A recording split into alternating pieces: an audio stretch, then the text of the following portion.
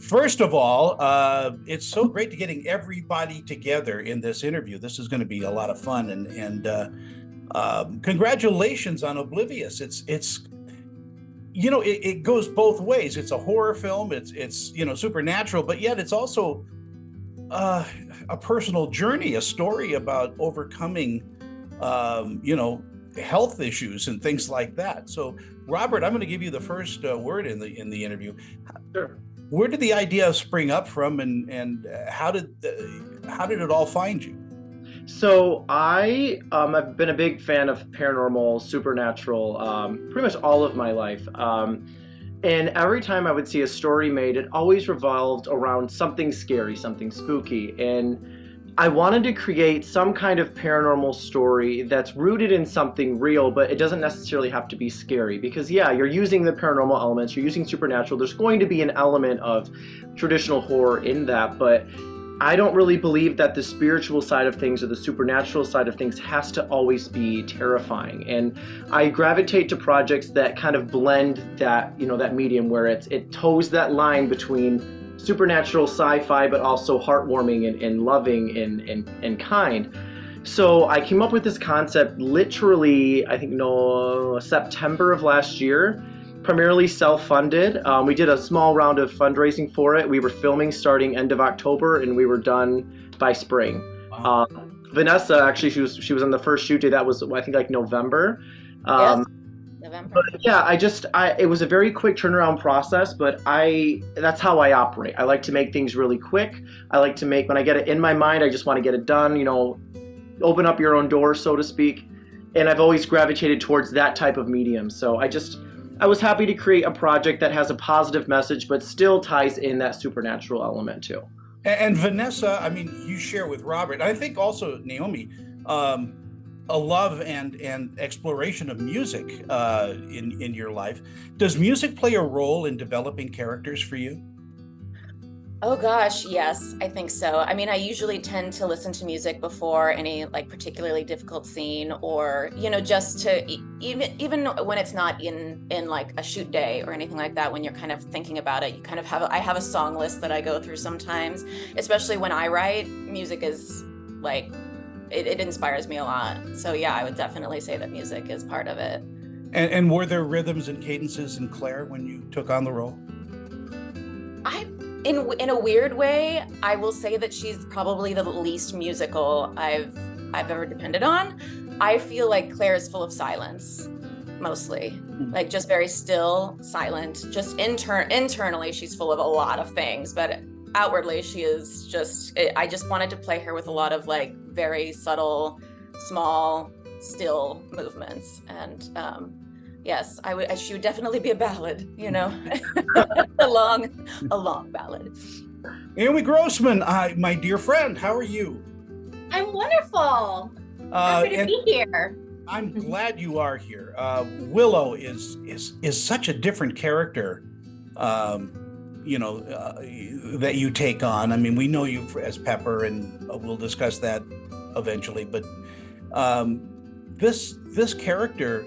Was it the difference in this character that drew you to the script? Well, I mean, if I'm going to be relegated to only playing, Peppers, I'm going to have a really short career. I mean, we haven't seen anything like that since Todd Browning's Freaks in the 1930s. I can't wait another, 90 years to work. So, I'm very grateful to people like Bobby and others who see past that. Yeah, she obviously is very different from Pepper, but I also think Pepper is just really different from anything. I think what people don't know about me is that Willow, there's a part of me that's very Willow, actually, which I think is surprising to everyone. I think I'm kind of a eclectic character myself, but what people don't necessarily know about me is I am quite spiritual, and that I really do believe that people are sometimes put in our path to take us where we need to go, and I think that's what Willow is in this story. Yeah, and there is a truth about Willow that that was revealed to us in watching the film that could not have happened if I think another actress had taken the role? I will actually 100%. I want to jump in with what you just said. When I first saw, because American Horror Story, I'm going to go to this iconic series for a minute, because Naomi's character, the way that she portrayed Pepper, everyone that I knew was always, oh, it's this crazy like pinhead character. She's so cool. But what I loved was in Asylum, you got to see this side of Pepper that wasn't just this obtuse, crazy character. Like their wheels are turning in there, and there's something going on. And I found, in a strange way, a lot of warmth with Pepper, a lot of misunderstanding, a lot of. I fell in love with the character, and that's why I knew when Naomi first popped up, I'm like, I gotta have her in the show, because this character I don't think could have been done by anybody else. I'm gonna kind of brag on Naomi a second. She brings such like a warmth and a genuine nature and a loving, caring, spiritual vibe that's exactly what Willow is. And I was looking at a couple other people, and I'm like, no, it can't be. So I'm like, I got to get a hold of her and her manager. We got to make this happen, because this is literally the person. And I am, gobsmacked at how well she did with this. And everybody loves that character, and definitely a good casting choice. I would agree with that, yes. Absolutely. But and also the exchanges between Vanessa and Naomi are magic on film. Just they are terrific scene partners together. 100%, and that's why I love how even Vanessa, you mentioned she would be a ballad or a lot of silence. So you got this juxtaposition of one character that just feels almost dead inside. There's nothing going on. She's resigned herself. I'm dead. I'm going. What's the point of being optimistic? And then you've got this character that is trying to bring some life back in, even though life is slowly leaving her. It's this very interesting, conflict, and the scene works so well because of that. And I think both of the actresses, Vanessa and Naomi, they both played off each other amazingly well. And we literally shot these scenes relatively quickly because it just worked. It didn't take a lot of work. It didn't take a lot of direction, and made the whole film. So. I mean, it's true. It was remarkable how quickly we worked, but it was also really easy. Like, I'll be honest, I have a friend who's dying of cancer right now, and I am his Willow. Like, I am on a regular basis, sort of holding his hand through this and reminding him of like the good in the world, and that he is still alive, and and so in so many ways I was like playing myself.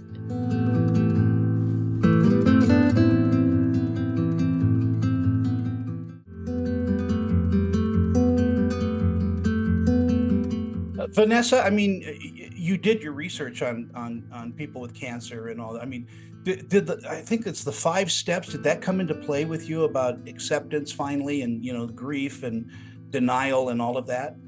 Well, to be fair and honest, I didn't have to do much research because my father had just died of cancer. Oh my God! Right before this, yeah. Oh no, it's he got diagnosed with pancreatic cancer in 2020, October of 2020, and then he lived for a year, and then he passed away. And so I think acceptance is absolutely the hardest part of it. I feel like anytime I had a hard time, it was because I just refused to accept it.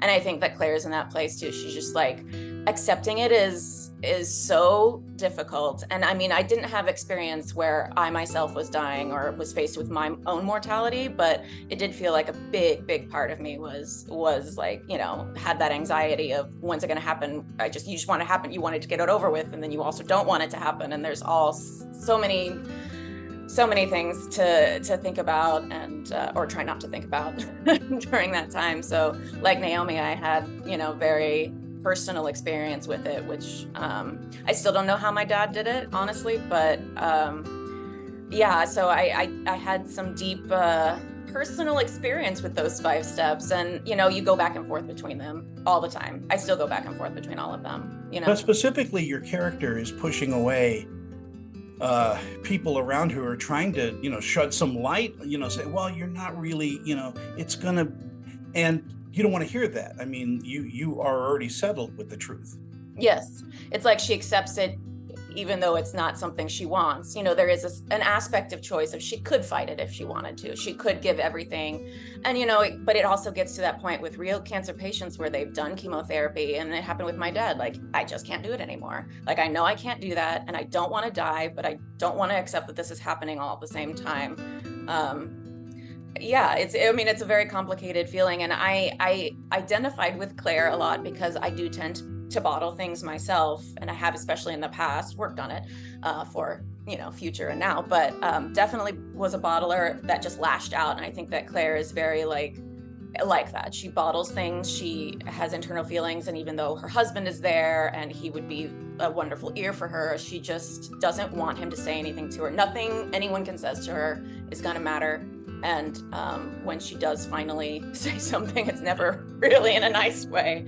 But I did struggle. I wanted to still keep her likable and, understandable in the aspect of and that's something about the script that I really loved, because you're meeting Claire at a point in her life where she isn't who she used to be, but right. you can taste who she used to be. Yes. In some moments, and it's such a bittersweet type of feeling to this film. Yeah. I mean, I'm so glad that you said that, because I was like, there are small moments with her husband, and where with Willow especially, where you kind of see who like a lighter side of her, a lighter person. And to add on to what Naomi and Robert were saying about her playing herself, I mean, it was just kind of like me and Robert were there together alone doing deep things for like a couple of days, and then Naomi came in and she was so lovely and energetic, and I'm like, oh okay, like she kind of changed energy. Yeah, I mean, she lightened the mood, and it was so easy and fast and great. And Robert, you've done this a couple of times, but is it hard to direct yourself? So at first it was, yes. So I, even prior to pandemic, I think industry was in a different place, and I didn't really have to rely too much on making a lot of my own things. And I started to get some really good advice from higher up producers, people, in the industry, and realizing that our industry is becoming a lot more like the Wild West, where you need to be able to pick up a camera, film yourself, don't wait for someone to open a door for you, open your own door. So I'm like, I got to figure this out, because if this is going to be the way the industry is heading, I want to make sure I've always got fresh content. I've always got fresh stuff. And I even hate using the word content, because it is art, but you want something new and fresh so you can even help yourself pitch to casting or pitch to agents or whatnot. So at first it was difficult, because I'm learning the cameras and I'm learning the sound, and then I'm like, okay, now that's good. Now I'm going to hop in, but I have no idea what I look like. I have no idea about this. I took a couple classes that were just like on camera, not like acting technique, but like how you work the camera as an actor. And that was extremely beneficial. So by doing that, it became a lot easier for me. And now it's very, I don't want to say second nature, but I've just got such a setup. I come from the soap opera world where you shoot, run, gun, you're done. So my shoots go pretty quickly. So I'm able to take a little bit of time, which on this set seems like there wasn't a lot of time because it went so quickly. But to me, it was great, and it was efficient, and I know what I'm gonna have to do. Plus, when I put myself on camera, I make sure that whatever project I'm on, I'm supporting the main character. I love being in my own stuff, but I would not be able to do this, I think, if I was the Claire character. It would be, I don't want to say too much pressure, but it would be too, it would be too tough to do that. Being more of a supporting, even though I have a lot of lines, being more supporting to her and her needs and, furthering her story along, I think it works. So yeah, it's definitely difficult, but the more you do it, the easier it becomes, and it becomes second nature. And I love it. I love doing all aspects. Naomi, I follow you on social media. I love the fact that you are so good to your fans, that you're always taking pictures with them. You're always, involved, and it just speaks to what kind of person you are. I'm so happy that you aren't like some people I know who push their fans away, or when they sign autographs, it's like a conveyor belt. I mean, you really involve yourself with people. I do. I'm actually headed this weekend to a haunted house in North Carolina that I've been to twice before. The first time I was there, I met a fan who had these fabulous fingernails. She was a manicurist, and she literally had, peppers on her nails. And of course, I had to take a whole photo shoot worth of photos, which I then posted on my social media. And then I said, next time I'm back in North Carolina, I'm coming to your salon, ladies. So you can follow this up with some new fingernails after the interview.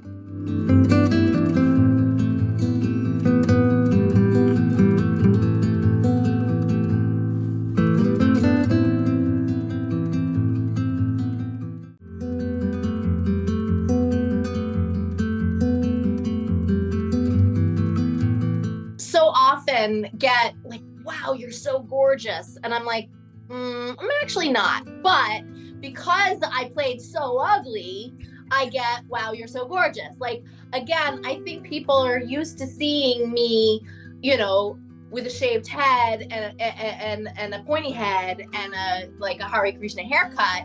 When they get to see me actually like without all that, they're gonna, and speaking, monologuing, in full complete sentences, I think they're gonna go, wow, like she's normal, she's lovely, she's, I don't know, all the things that you might say. Which makes you even more gorgeous, by the way. Oh yeah, so gorgeous and conversant, speaking in full sentences. Yeah, so I don't know, I think beauty of being sort of discovered, if you will, as a kind of monosyllabic creature. When I'm not that, it's remarkable. Vanessa, do you miss live theater, live performance? I don't anymore because I'm doing a musical about Edgar Allan Poe right now. I did. So I actually posted, I went to the Hollywood Bowl when there were Broadway stars doing a night of Sondheim, and I was like, oh, I knew I'd miss it, and I posted about it in a place I did a play called Bad Jews a long time ago. She reached out to me, she goes, well, we're doing Nevermore, which is this piece about Edgar Allan Poe. Would you want to do music theater? And I was like, yes. So I've gotten a little bit of a taste again. And yeah, I do. I always miss it when I'm not doing it. But I miss stage, I miss film, I miss all of it. and Robert, how about you? I mean, I don't think you would miss the grind of doing soap operas again, but do you miss live performance?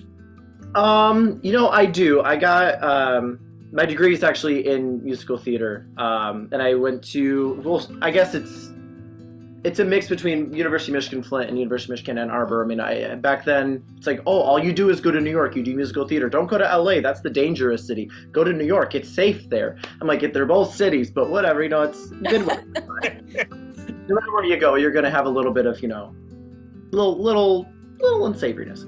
However, I do love it. I mean, I got to do a lot of different little mini tours. I worked with a company out of New York for several years, and that actually got me my agent, which brought me out to Los Angeles. And I've done, singing on shows like on Netflix's Glow. I got to do that. Then it got canceled season 4. I'm the king at booking things that get canceled, which is great. It's fine. Don't mind. Still happy to work. Would I go back to it? Yes. I mean, it's one of those things now where you have to give up so much time to do a show. And I have bills and we have things that come up, so it has to economically make sense. But if the stars align and it works, absolutely. I mean, I've been cursed, though, to be a baritone singer in a tenor's body. So it's hard for me to find a role. They're like, you're perfect. You're a tenor. I'm like, you think I am? No, I'm not. So it's a golden age performance type show I would love to do. But until then, I'm just happy to perform. And whether it's going to be on film, whether it's going to be on stage, or if I'm, tap dancing in my bedroom or singing in my shower. Like, as long as I am doing some kind of performance or being creative or writing, or, I write my own music too, if I can do that, just a creative outlet, I'm happy. So I'm open to everything. I'm a musical theater kid too, and my Harold Hill would make you cry. Ooh. For the wrong reasons, I think. No. What the hell? Naomi, how about you? Live theater, would you ever go back? Oh, yes, I'm going back soon. Actually, these guys were lovely enough to come support me in my last venture, which was American Horror Story, my new one-woman show, which premiered in June here in Los Angeles.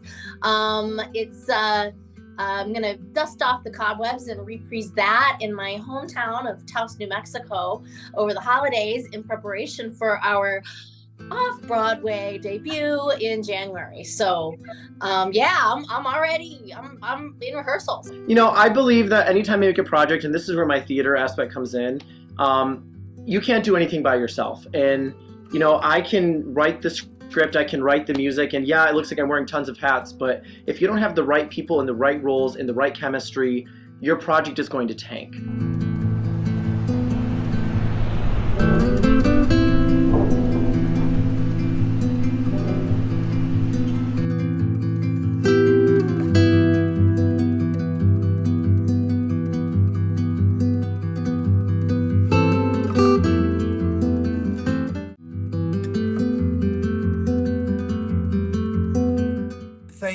Thank you, and congratulations on Oblivious. And Robert's my new best friend, by the way. Oh, you're my new best friend too. And Naomi is my new best friend, and so is. New. I'm somewhere in there. The old. Some are silver, some are gold. Okay. Well, I just adore you because you are gorgeous, and I want you to play Marilyn Monroe. Ooh. I do play her actually. She's a character in my new solo show. So There you go. You'll have So to there. come see it. You guys all take care, and thank you again. Thank you so much. Appreciate it. Bye-bye.